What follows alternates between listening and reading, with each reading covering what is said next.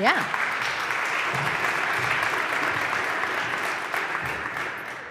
Any order is fine. So just, I don't bite, you can come sit next to me. Nope. Okay. Okay, so maybe first, there she is, okay.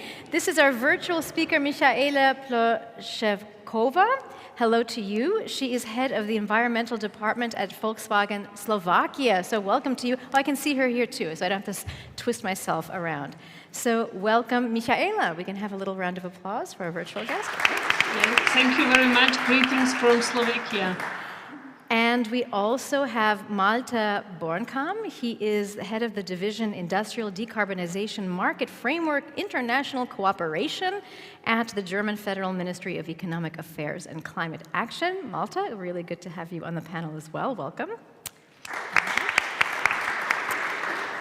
So also joining us is Carolin Boßmeyer. She is head of Heidelberg Materials Berlin Liaison Office, and she's the senior manager for government affairs. And just to let people know, in case you're not familiar with Heidelberg Materials, it's a German multinational building materials company. So Carolin, welcome to you. Also joining us is Monika Martišková.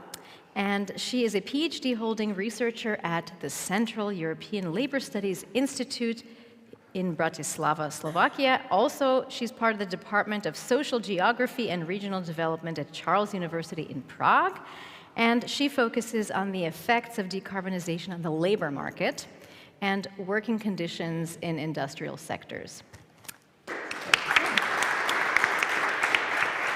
And last but not least, we're pleased to have Kateřina Davidova. She works as a climate policy expert at the Center for Transport and Energy, also based in Prague, that's right. And she also happens to be a senior research fellow at the Europeum Institute for European Policy, and that's where she leads the Green Europe program. So welcome to you. And Kateřina is going to give us first just a quick overview just to illustrate the scale of European private sectors and their emission profiles, so we kind of know what we're dealing with. And Kateřina, you're free to sit, you can stand, you can walk as you like, so we're looking forward to hearing your remarks. All right. Hello, everyone. I was asked to prepare a brief presentation to sort of set the scene for our discussion. It's only 5 slides, so please bear with me. All right. We have been hearing a lot about industrial decarbonization today, especially in relation to competitiveness of European industries. Some of you might know that it's one of the top priorities now in the strategic agenda that's being prepared for the next European Commission. It has been an topic that was discussed, for example, recently at the Antwerp summit, where over 100 European companies gathered and signed the Antwerp Declaration. And so it's very topical that we talk about this sector and its decarbonization. I put here this graph that illustrates the scale of the challenge we're talking about, because as you can see, industry in Europe is responsible for more than a quarter of our emissions. You can also see the breakdown by different industries. Some of them are more emission heavy than others. Some of it comes from the combustion of fossil fuels that are needed in order to create the high temperatures. Some of the emissions come from the chemical processes that take place in order to create the products that we all need in our daily lives. So it is, the scale of the challenge is really large, not just because it's a huge chunk of European emissions, but also because these are the so-called hard-to-abate sectors, such as iron and steel or cement or the chemical industry, where lots of the decarbonization will depend on technologies that are still not yet used at scale, such as hydrogen or carbon capture, utilization and storage. So big investments will be needed, and it's kind of a chicken and egg question. What do we do first? Do we first invest into something that we will need in 10, 20 years' time, or do we wait until it becomes a bit more widespread and profitable, and then we employ it? So it's definitely not a small feat to decarbonize heavy industries, but that doesn't mean that we don't need to try and do it. As this graph shows, this is from a tool called Pathway Explorer, which looks at different pathways of emissions decarbonization in the EU up until carbon neutrality in 2050. I think this one is actually based on the minus 90% greenhouse gas emission reduction by 2040, which is the new sort of target that's now being discussed between 2030 and 2050. And you can see that industry, which is kind of the darker orange color, will need to shrink the emissions that it produces. It will rely to some extent on negative emissions, but to some extent it also needs to reduce its own emissions through better efficiency, switching of fuels, more circularity in material use, etc. This is a specific graph just for industrial sectors. You can see the breakdown of different sectors. I apologize because some of the names of sectors are missing there, but the big light orange one at the bottom is steel. So that's obviously one of the hardest ones to abate. We also have cement, and I think the dark blue is actually other industries, so that's kind of collecting all the remaining industries.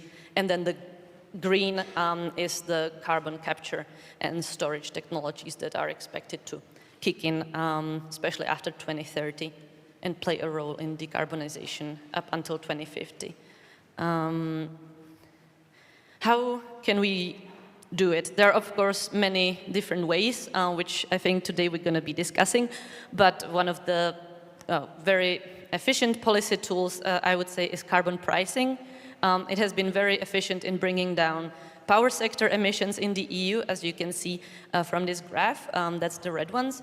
However, the industrial sector emissions have not been going down as steeply as the power sector.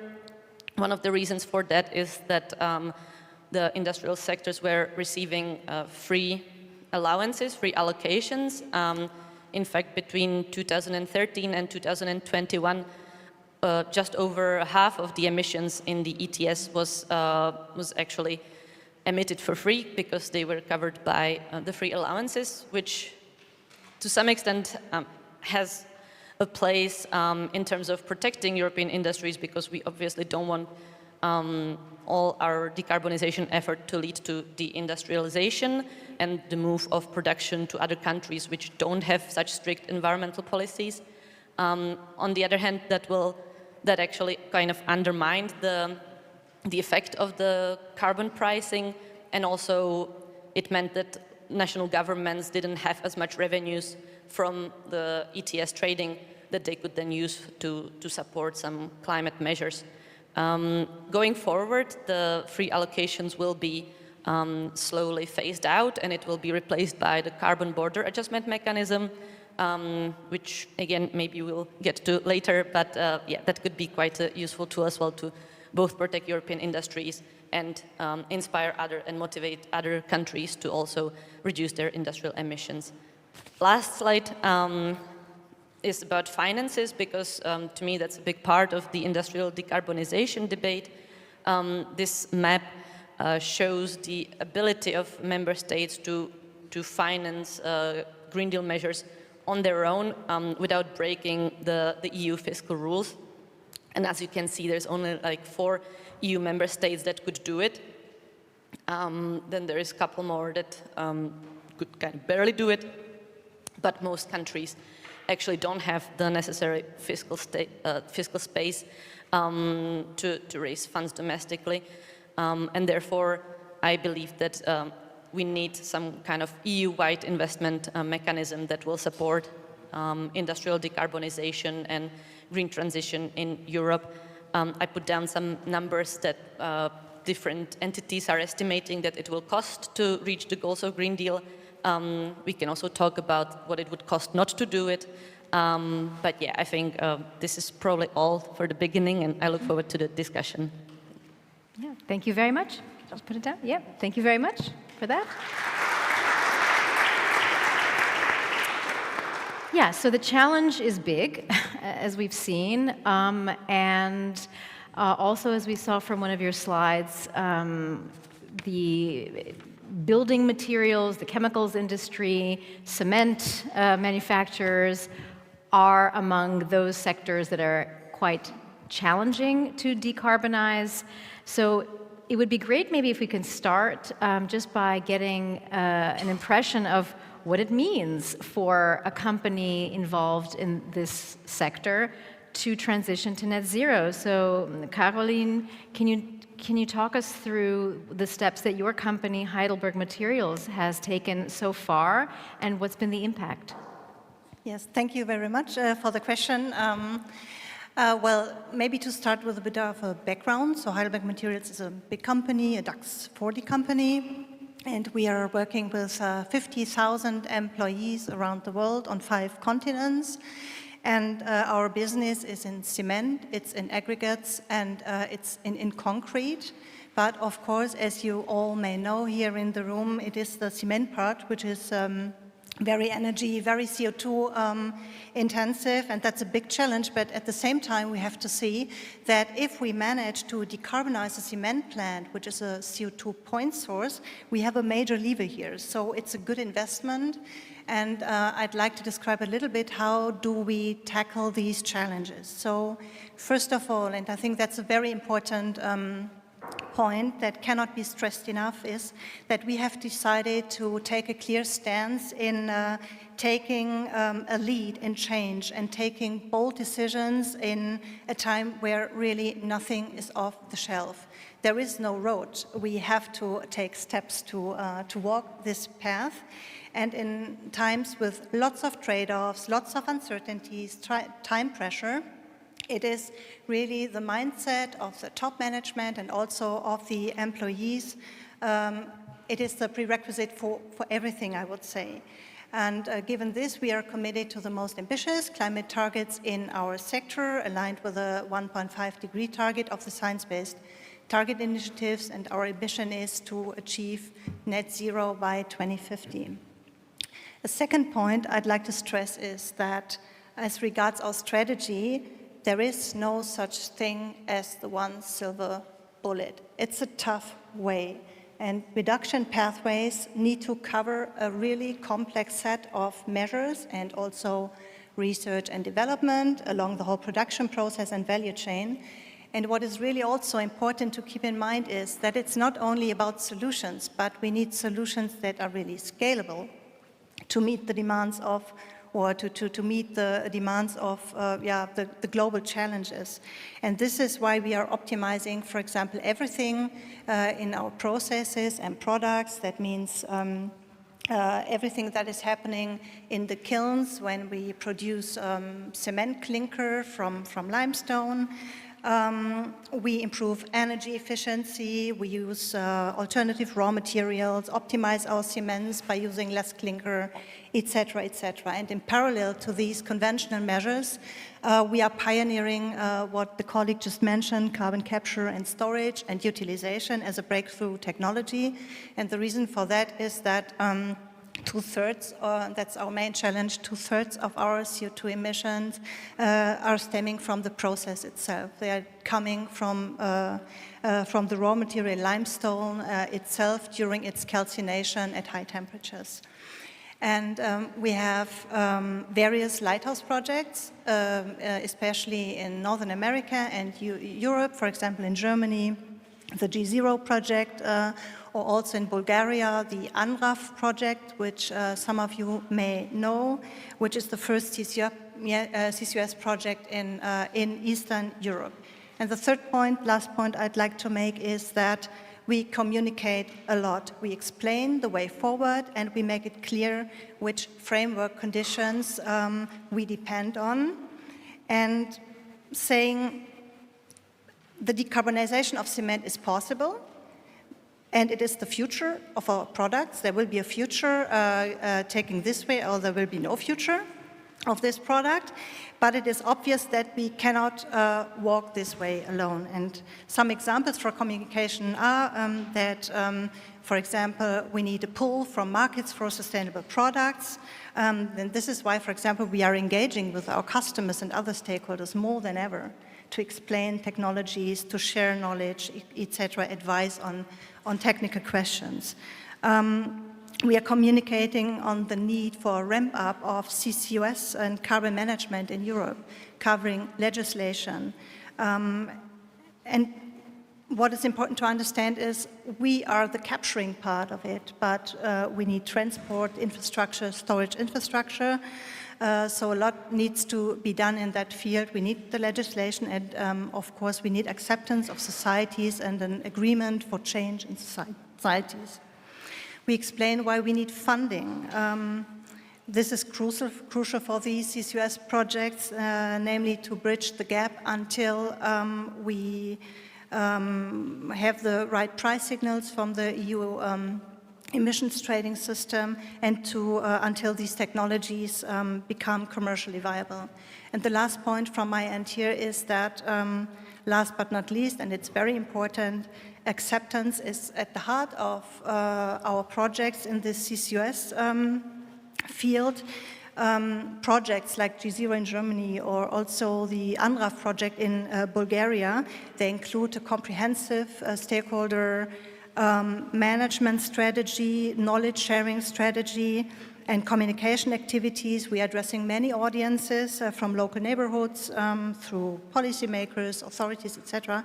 And this is where I also see a good way of networking, for example, with some of the EUKI projects as well.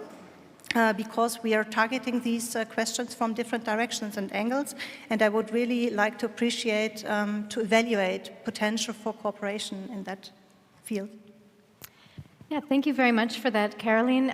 We hear your company, which is a very large company, clearly motivated, clearly taking steps and making concrete changes, but there are other industrial enterprises that are perhaps smaller, and for them, cost is a huge hindrance, especially when it comes to having to change the aging industrial infrastructure. And let's be real, across Europe, there are many factories very much running on fossil fuels, very old, need to be upgraded, need to be replaced, torn down, and all of this can be prohibitively expensive to the point that companies say, we just can't, like we absolutely cannot afford to do this. So I'm just curious from, let's say, a state building perspective, how do we get the necessary investment? You also need skilled laborers to know how to operate updated equipment. I think maybe that's a good question for Malte. Yes, thank you. And firstly, I'd like to highlight, you were asking about the investments that we need those investments, not only for climate policy reasons, but many of the industrial installations are due to reinvestment in the next decade, or actually in this decade. So in Germany, it's like more than half, but in Europe and also internationally, you have the same numbers. So apart from all the climate change aspects, we need reinvestments because industry has very long reinvestment cycles. So for decades, you only invest like after 5 decades into new installations, sometimes 2 decades. So this is a real important window of opportunity now, because it's very important now that you invest in the right technologies which are compatible with climate neutrality in 2050 or 2045, as in Germany. And this also makes it very urgent to act now. That's the one reason. And the second reason is that we have the EU emission trading system, where it's not only providing a carbon price, an incentive to invest, but also has an emission cap. So this emission cap goes downwards in the 2030s, and 2040 it will be down to 0. At least there will no new emission allowances be in auction. So that puts a lot of pressure on for EU industry, but also, of course, on us as policymakers, because we want to keep the industry in a climate neutral way. So this really shows the urgency and shows that we only have like 15 years. And I think that's a unique situation here, because some economists say, well, we do some framework conditions and then markets will kind of steer the way. It's not that easy for such a fast transition. So on the one hand, we need emission trading with a carbon price which is at yet not high enough, and also at the same time we need the carbon leakage protection measures like free allocation that we have now, which will be going down, which will be replaced by the carbon border adjustment mechanism. Because given the carbon cap, the emission cap that we have, the question is not really, in Europe at least, whether we will achieve the climate target in the industry sector and energy sector, but how we're going to achieve it. So are we going to achieve it with new investments in new technologies, new installations, using green hydrogen, carbon capture and storage also, but of course renewable energies, electrification, or will we lose some of that to competitors? Well, look at the, we have high electricity prices, gas prices now with the energy crisis. The United States has a different approach with the IRA, giving a lot of funding to industry. Well, of course, the question is how sustainable that is with the new government coming or new administration. And in Europe, we have like a set of policies. It's emission trading. We have funding, like EU Innovation Fund is for big installations or for hard-to-abate sectors. We have similar funding in Germany with carbon contracts for difference, but also investment funding, which is starting now. And we need that for this stage of the transition, which we're going into now, for the next 10 years, 15 years.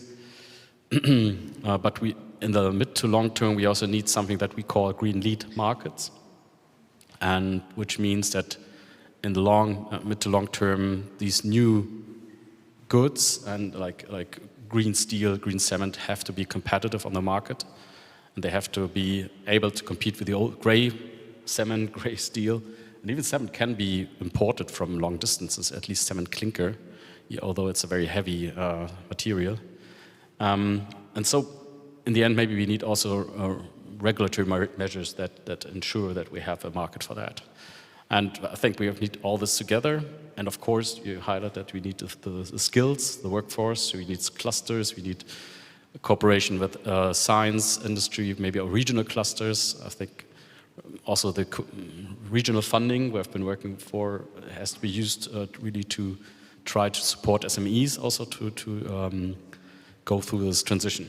And I think all this together has to be concerted in a way that we make the transition without losing competitiveness. So there are so many factors that have to be taken into account for industry to successfully manage these targets. What's interesting, I read recently there was a study out of the UK that concluded that we already have all the technology that we need to attain net zero. So if we just use existing or new technologies or also existing technologies, we actually have the technology that it takes to be able to transition to net zero. So it's really the other factors that are holding us back. And that makes me really think about the automotive industry, because in many ways, I think we absolutely have seen we have all the technology and the tools to fully electrify cars and other vehicles. It could theoretically be an industry that could be running completely without carbon emissions already, but we're not quite there yet for various reasons. So I'd love to hear from Michaela about, maybe you can tell us about the progress at Volkswagen Slovakia, which is where you're based, and whether you think the automotive industry is where it should be on this journey to net zero. How well have they done? What are the drivers? And how could we do better? Thank you very much, Marianne, for the words. Maybe I will try to explain what does it mean for the automotive production industry, what I am head of the environmental department for. So partially you are right. So there are best available technologies available for the car production. On the other hand, we have to divide the decarbonization of automotive production in more parts. Firstly, so if I want to speak about CO2 emissions, what we can do is really decrease the indirect CO2 emissions. And what we can see is here the circular economy of one project, what we implemented in 2021. It's called Aluminium Closed Loop project. And you can see on the picture that normal procedure is that we are using the aluminium as a raw material. And we try to make a closed loop within the producer and our supplier. So we are now putting all our scrap from our press shop back to our supplier that is producing for us the aluminium parts.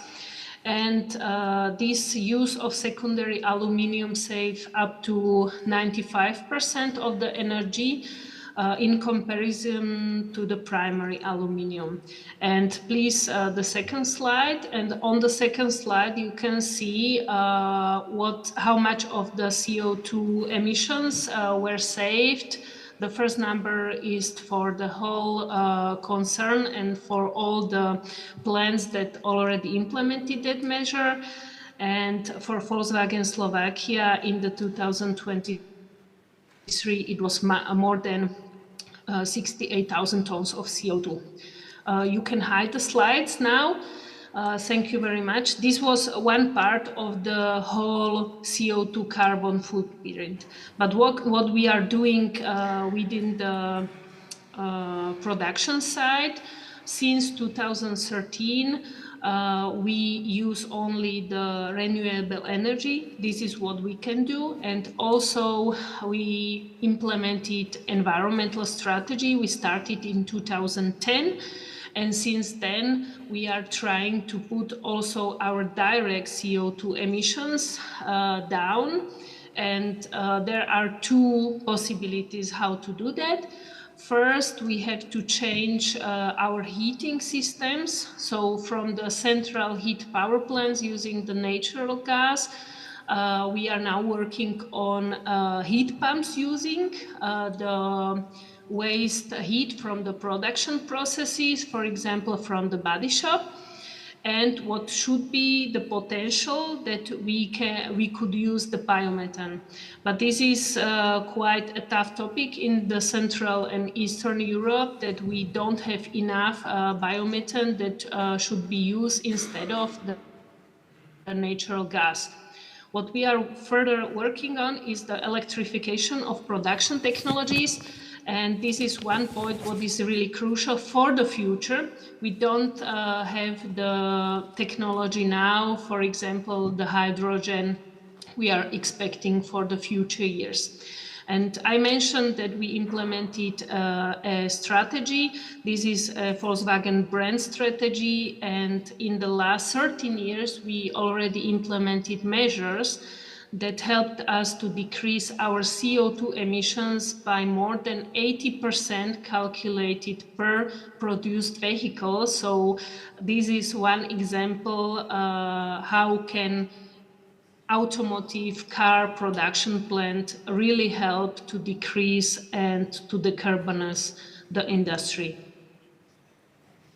Yeah, thank you very much for that. I would like to talk about something else that's perhaps very specific or particularly an issue in Central and Eastern Europe as a barrier to industrial decarbonization is the ownership structure of many companies, especially in the hard-to-abate, as I learned this term also recently, in the hard-to-abate industries. So many of them are foreign-owned.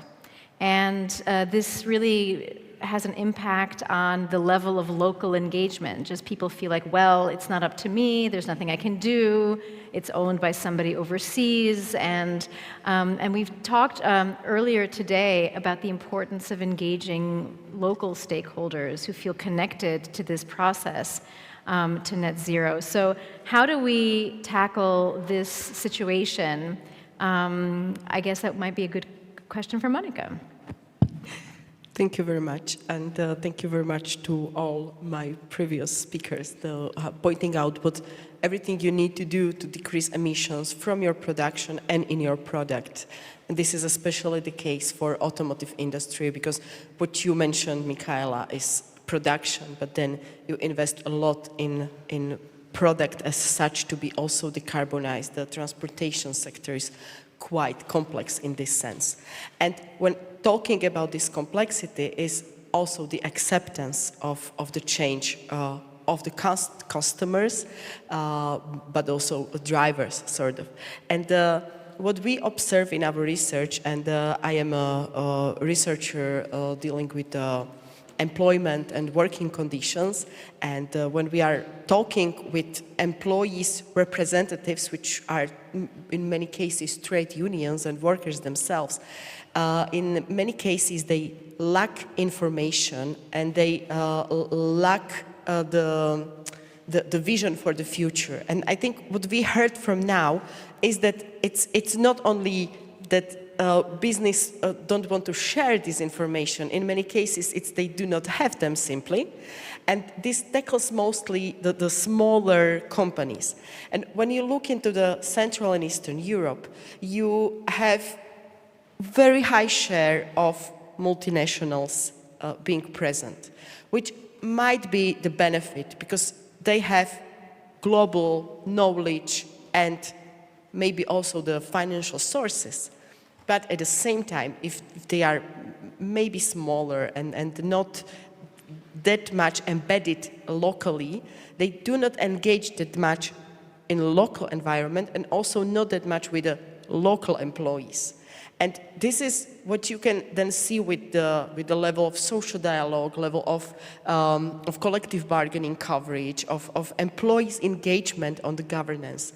So it's a factor which it's in there. It's maybe explaining the part. It's hard to do anything about that. Yeah, it was a transformation part for Central and Eastern Europe for quite a long. It's like it is, but it's a part of the story of reluctance of the change in Central and Eastern European countries. And I think one of the ways how to go out of it is to have this multi-stakeholder dialogue, including social dialogue. Yeah? So to engage the local stakeholders in searching the ways out. Because when talking about the technologies, this is more on a global scale shared knowledge. But then you need to transfer it down to education system and to reskilling. And this suddenly is not even the national level, it's even the regional level, it's the cooperation between the different, similar but different companies, schools, regions, and even employees representatives. And this means costs for this cooperation, also for the businesses, yeah? And in many cases, they just do not have these capacities / costs to do that. So this is one of the structural thinking about the Central and Eastern Europe and the reluctance of the change and the need for the cooperation, which is much more developed, for instance, in Germany, as you mentioned. So that's... Yeah. So Monika, I think what you're getting at is also something that seems to come up all the time, that people need to understand all of the social and environmental co-benefits of industrial decarbonization. It's not just about what the company itself is doing and the products it's selling and the manufacturing processes themselves, but we're doing these changes for a broader benefit, like on all levels, that's supposed to improve the lives of everybody on the planet, in fact, but also to really remind people on the local level what they actually have to benefit from all of these things. So maybe we need to talk about how can these benefits, first of all, be made clear, concrete, quantified, and also how do we most effectively communicate them? And Kateřina, maybe you can talk about that. Yeah, definitely. There has recently been a couple of studies published actually on this topic of co-benefits of decarbonization. as well as the costs of not doing it, the cost of inaction, the losses that our economies and societies will incur if we don't decarbonize fast enough. I would mention two of the studies. One of them is from the Potsdam Institute for Climate Research, and they calculated that the costs of inaction would be 6 times higher than the costs that the transition requires. So if we think the EU will need 1 trillion euros by 2030, make it times 6, and that would be actually the cost that we would incur in our economies due to the effects of climate change, and that could be due to, for example, health costs associated with heat waves. It could be also less agricultural yields, or it could be extra strain put on our infrastructure that's not just ready for the increased heat. So that's sort of the bad side of what's coming if we don't decarbonize fast enough. Then the good side, the co-benefits, there was recently a study by Can Europe, Climate Action Network Europe, that looked into the positive side effects of reducing emissions in European countries. And it found out that actually the co-benefits of staying within the 1.5 degrees Celsius, as the Paris Agreement is trying to do, would mean co-benefits equal to 1 trillion euros, actually. So it's kind of the same as what we need to invest. They will be higher in Central and Eastern European countries. They're not just linked to sort of the avoided extra heat and extra climate stress. They're also linked to, for example, the decrease in small particles, the particulate matter, which especially in Central and Eastern Europe is still responsible for many premature deaths. So that is something very tangible that if we do decarbonize our industry, but also other sectors, we will avoid that, and that will have very clear benefits. Some of the other areas where we will see some positive changes if we decarbonize is, for example, the material extraction. If we manage to be more circular, and if we manage to recycle more industrial products, for example, in materials, raw materials, that will mean we don't have to mine so much, and that also will save us, of course, some money and also some negative environmental effects. There are also calculated benefits for actually the labor market, so the green transition will bring new jobs. There will be a need for reskilling, as Monika mentioned, because these jobs will be in different sectors and will require different skills than what we have now, but overall the effect can actually be positive. So I think that's probably the most important points in this. We have about 5 minutes left for our session, more or less. So if anybody in our audience has a question or wants to make a comment about anything that you've heard from any of our speakers, we'll do it just the old-fashioned way this time. You can just raise your hand and somebody will come around with a microphone. And does anybody have a question? While you're thinking about it, I thought of one other question that I had, which I was thinking to myself, is this also an opportunity for the big multinational corporations in Central and Eastern Europe maybe to act as role models for the smaller and medium-sized enterprises? I mean, to what extent could that be an important contribution to acceptance, changing mindsets, and accelerating the transition because more people understand how important it is? Carolin, as from a multinational company, maybe you can talk about that. Yeah, sure. I think this may be the case, although I think, large and small companies, they have different opportunities and strengths and weaknesses. And I think often it's not the size that is that much decisive, but also the structure of the sector and the self-image of the company and its commitment to mobilize resources or innovative spirit, etc. In the case of our huge project that I mentioned previously, there are both funded by the EU Innovation Fund, and as I mentioned, they're asked to really spend lots of resources on stakeholder dialogue, on addressing different target groups in the neighborhood, but also a broader audience to work together with academics.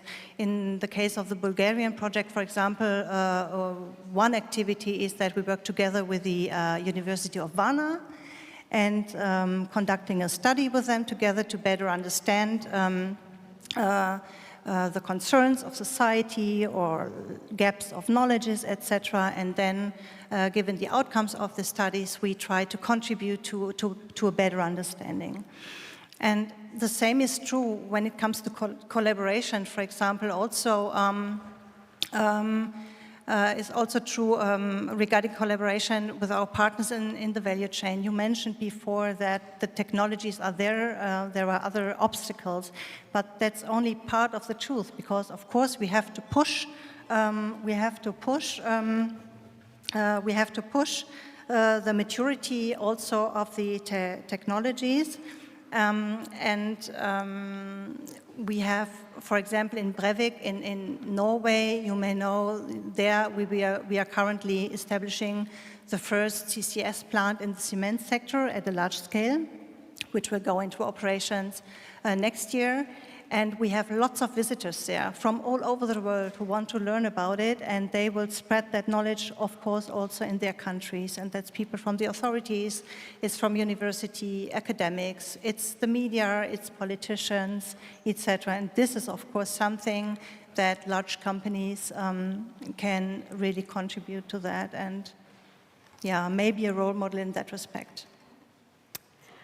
I want to ask also about the role of regulations. I know nobody seems to like regulations, but maybe sometimes they can be very effective and really generate some very positive changes. Malte, can you think of any specific policies or regulations that you think have been really useful, even if people like to complain about it, but which are the ones that really made a positive impact that's measurable? Well, we've mentioned the emission trading scheme, of course, which is now in place since 2005, so I think it makes a huge difference, although it's also, for a long time, the CO2 prices were pretty low. But we've seen an impact in the energy sector, especially, also in the industry sector. That's on the one hand, and we have the F-gas regulation. It's quite a big sector, as you've seen on the chart as well before. So there's actually a budget for F-gases, which have a very high global warming potential. So this is something unique also for European policy. And now we're talking about like eco-design and also how to use it for industrial decarbonization. That's actually what we would like to combine with a discussion on lead markets, green steel, green cement. One day I think we will have to require certain minimum standards for cement and steel, because we will have to get out of the stage where we fund the transition, but we have to require it by law. But that will take some time to get there. We have to get technologies in place. I'd like to come back on the question of the role model a little bit, because I think Europe could be, or should be like a role model, or it has to be a role model, because it's not enough to decarbonize the European economy, industry, but we have to decarbonize the global industry. China has more than half of cement production worldwide, more than half of, or nearly 60% of steel production, 2/3 of aluminum production. So we have to find solutions globally and work together there. Otherwise, we're not going to succeed in preventing heat waves, because the problem is with the studies that the benefits are higher, but not the same people benefit than those which are investing. So that's the kind of the problem here. But so yeah, I think European policy has to be a role model here. I do want to come back to the workers who are having to bear the brunt of a lot of these changes. You know, as we've talked about, it's not easy for people, and there's still a lot of skepticism, and there's a lot of fear, and people are afraid to lose their jobs, and people have lost their jobs, and older workers may struggle to be retrained in certain industries. So Monika, I would love to hear your perspective on, well, first of all, how do we ensure a fair transition to the workers who are directly impacted by industrial decarbonization? And how important are these specialist workers? And is it even realistic to think that people can be retrained or upskilled on the scale that's going to be necessary? Thank you for this question. I will again talk more about Central and Eastern Europe, because these countries, as being one of the most industrialized countries in Europe, so still employing a lot of people in the manufacturing and in the direct production. And what does it mean when you look at the structure of the labor market from the point of view of qualification levels? So you would have in the Central and Eastern European countries much larger share of middle qualified workers than, for instance, in Germany, and the lower shares of low and high qualified. But this is changing over time. When you look on the change throughout these last 10 years, you can see increases in high qualified positions and decreases in the middle qualified.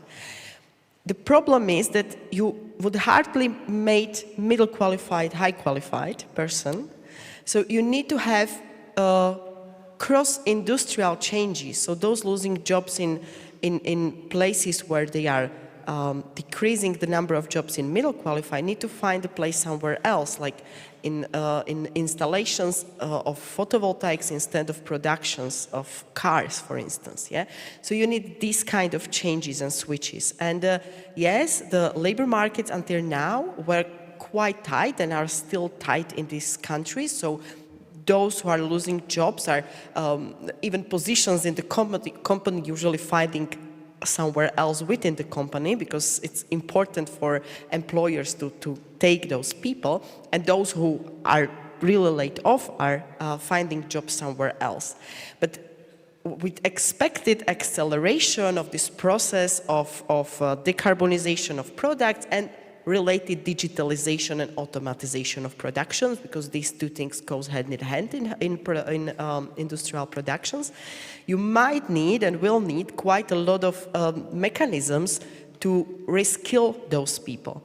And I'm coming back to this regional level of cooperation, because this is where business, labor, and some area, the geographical area, meets in one and needs to cooperate more.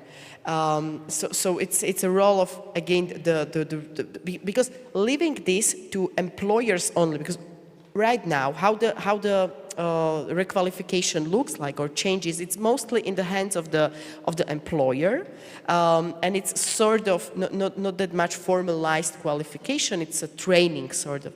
So, but you might need to formalize it to have these workers more mobile throughout the employers, and this might be a challenge for the future in this industry. If there are no questions from our audience, and I have one final question, because at the end of the day, every business wants to be profitable, right? So how can businesses, industrial enterprises actually balance the costs of decarbonization with their bottom line? I mean, this is something that every company really has to think about. So let's give the final word to Michaela, our virtual speaker. What's your take on that? So I'm still thinking about what was already said, and what is really crucial to make the right decision at the right time point. So from the big measures that have to be implemented and that will really cost big investment that we have to make, is quite obvious. But what is my recommendation, even for the small enterprises or small and medium enterprises, is to think about each decision I have to make and try to make also the small steps. What can I make also without investment? What can how small change can be made at each decision, and this will bring us much further than you could imagine. We have made it for more than 10 years, and also big changes have been made within the production. And it saved us, these small measures last year, more than €1 million. And this is what I really recommend to everybody. And even these small measures will motivate everybody to make bigger and bigger steps for the future, because if you try to make a big investment, you are not getting the money for the first time, maybe you don't have this motivation. And what we really need, and what is really crucial, to get the people motivated to make the steps further. And if you win the first positive steps and the first motivation, then you can really achieve big things. Thank you. Thank you so much. I think they're very nice words to end our session with. Many thanks indeed to all of our speakers. Thank you so much.